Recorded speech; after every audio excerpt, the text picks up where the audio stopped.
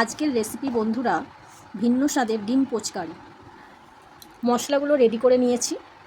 পেঁয়াজ, টমেটো, কাঁচা লঙ্কা, হলুদ, ওখানে ভাজা মশলা একটা আছে, ভাজা মশলাতে আছে জায়ফল, জয়িত্রী, গোটা গরম মশলা, জিরে, আদা, রসুন, কেশরি মেথি, নুন, হলুদ।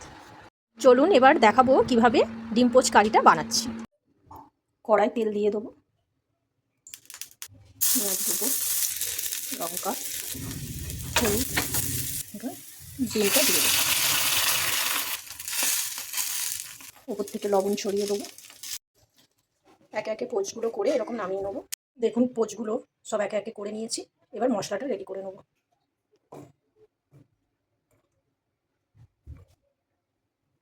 পেস্ট করে নেবো সব মশলাগুলো একে একে। কড়ার মধ্যে পরিমাণ মতো তেল দেবেন, ফোড়নে দেবেন কেশরি মেথি, পেঁয়াজ কুচি,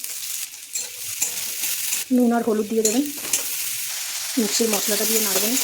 একটু টমেটো সস অ্যাড করলাম, টমেটোও দিয়েছি, সসটা দিলাম আর একটু টেস্টটা ভালো হওয়ার জন্য। মশলাটা ভালো করে নাড়া হয়ে গেছে, এবার মিক্সি ধোয়া জলটা দিয়ে দেবো। সামান্য চিনি দিয়ে দেবেন, পোচগুলো দিয়ে দেবো।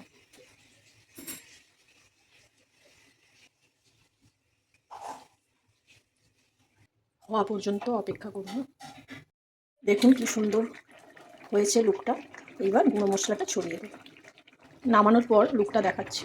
বন্ধুরা দেখুন কত ভালো লুকটা এসেছে। আমি এইটুকু বলতে পারি এটা বাচ্চা বড়রা সবাই খেতে পারবে এবং প্রোটিনযুক্ত খাবার। খুব সহজেই অল্প তেলে এটা বানানো হয়েছে। আপনারাও দেখলেন, একদম ঘরোয়া পদ্ধতিতে বানিয়েছি। আপনারা করে দেখবেন, খুবই সুন্দর খেতে হবে।